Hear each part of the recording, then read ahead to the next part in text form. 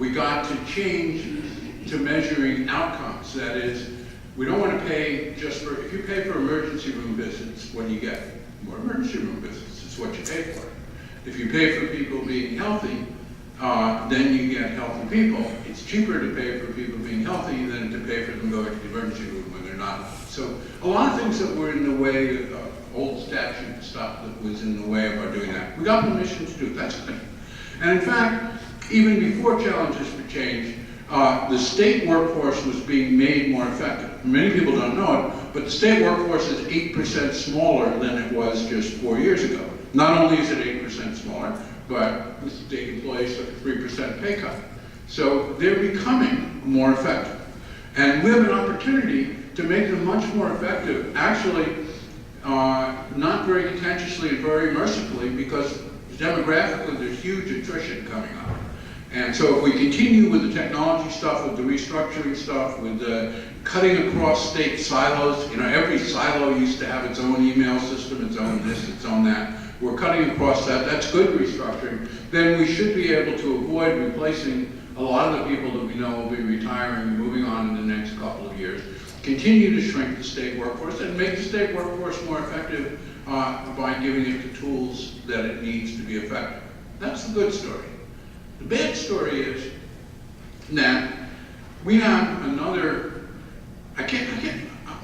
I'll really appreciate if somebody writes into Tiger with a good description of what I'm about to describe to you, so I can't think of the right phrase for it. But there are a wealth of state-supported organizations that provide services that could be provided by state employees, and I'm not saying they all should be. Maybe it should be called the nonprofit industry, I'm not sure. We have those in regional development commissions, we have them in regional planning, regional development corporations, regional planning commissions. In fact, there are 50-some organizations that do economic development, that supposedly create jobs. We had proposed that there be 9 regional service centers and there be, you ready for the word? Competition when people apply for the money to provide the services. Well, these organizations would supposedly bring competitive private enterprise jobs to Vermont, didn't want anything to do with competition. Well, that's not quite true. They know how to compete in the legislature. They won, I lost. And it's as simple as that. They were very, very powerful. So most of our attempt to rationalize economic development, Kevin Dorn and his people worked very hard on this, came up with the good plans for the regional service centers. Most of that attempt simply failed, and it was stopped. Similarly, in human services, we have something called designated agencies. And designated agencies are nonprofit regional monopolies which we've created in order to provide services in various categories to people who need services from the Agency of Human Services. Unlike state government, the amount of money being spent, the salaries, the number of executive directors of these designated agencies have been growing over the years. We wanted to cut back by 5%. 5% got cut back to 2.5%. And even after the bill had gone onto the Senate floor, after it had passed the House, there was an amendment because the designated agencies were saying, even with a 2.5% cutback, we're really going to have to cut back on clients. You know, no way we can be administratively more effective. We're going to have to cut back on clients. And so the cutbacks were reduced to 2% in one category and 1% in another. And even then, there was no prohibition against taking it out on the dependents, on the beneficiaries, no force for making the designated agencies be more efficient. You know, 1% cut, you can hold your breath, or 2% cut. You don't have to restructure. You don't have to become more efficient. We were offering to say, we're going to manage you the way we want to be managed. We'll manage you by results, and by the way, results are how many people you graduate from dependency, not how many people you keep dependent. And we want you to become more efficient because you don't have to report to us all this bureaucratic stuff. You have to give us results. But we got nowhere with that. So what's that say for the next administration? It says that you can't just go on making state government more efficient, I think. It says you have to look at have we drawn the line at the right place between where state government employees do jobs and where those jobs are out in the non-profit industry? There's nothing ideological about where that line ought to be. I don't say government ought to do everything. But right now, the state workforce is becoming more effective, and that workforce that I don't have a name for, the nonprofit industry, is not slimming down and becoming more effective. So in my mind, it shouldn't be doing as much of the service delivery as it's doing. Or we should be asking the deeper question. Do we really want to be dealing with nonprofits in this area, or are we better off dealing with for-profit companies? Part of the pragmatic question is, are there even for-profit companies available to do this?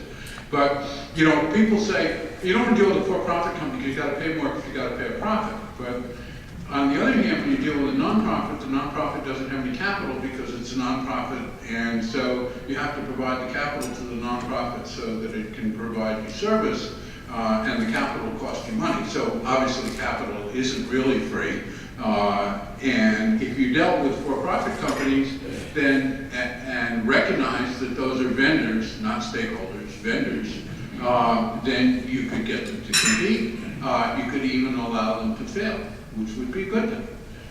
Right now, you know, we know about too big to fail. We also have too small to fail. That also applies to education. But we have this problem with being dependent on organizations which are not very efficient, which we can't afford to let fail, and which don't have any capital of their own, and so far are not accountable for results. They're just accountable for jumping through the right hoops the right amount of time. The people in them aren't bad. They're no different than you and I are. They're doing their jobs. They're doing them the best they can, but we've given them the wrong incentives. We aren't managing them the right way, and we aren't telling them what outcomes we want. So Mary's standing up to tell me I've gone too far. Brian, for the next administration, there's a good thing that happened in challenges. I know Brian already knows about this, but that we're not going to finish in this administration. We did get permission for performance contracts and grants. Not only do we have permission, I don't know how to slip through the legislature, we have to put performance criteria into the grants and contracts that we give out. We have to say what outcomes we're expecting. We have to put penalties in if we don't get the outcomes. We have to make public what kind of outcomes that we're getting.